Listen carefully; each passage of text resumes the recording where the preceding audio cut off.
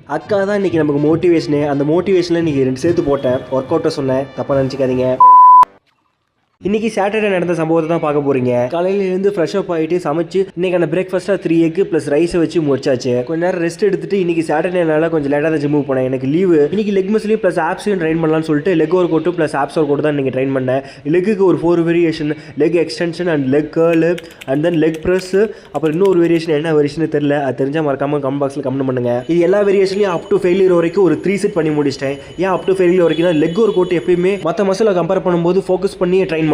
நான் அந்த மாதிரி தான் ஃபோக்கஸ் பண்ணி ட்ரைன் பண்ணேன். இந்த ஒர்க் அவுட் தான் என்ன ஒர்க் அவுட்னு தெரியல, தெரிஞ்சால் மறக்காம கமெண்ட் பாக்ஸில் கமெண்ட் பண்ணுங்க. அப்புறம் ஆப்ஸ்க்கு கேபிள் கிரன்ச்சஸ் ஒரு 3 செட் அப் டு ஃபெயிலியர் வரைக்கும் பண்ணி முடிச்சுட்டு அப்புறம் கேபிளை வச்சு கேபிள் ரஷ்யன் ட்விஸ்ட் ஒரு 3 செட் அப் டு ஃபெயிலியர் வரைக்கும் பண்ணி முடிச்சுட்டு இன்னைக்கான ஒர்க் அவுட்டையும் முடிச்சாச்சு. அப்புறம் guys இதான் நம்மளோட current leg condition.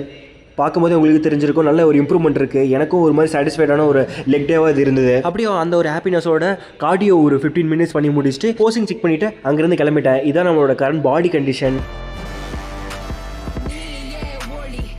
Post workout மீலாக பிரியாணி ப்ளஸ் சில்லி சிக்கன் வச்சு முடிச்சாச்சு. ஃபாலோ பண்ணவங்க என்ன ஃபாலோ பண்ணிக்கோங்க. வலிமையாக இருங்க. நன்றி.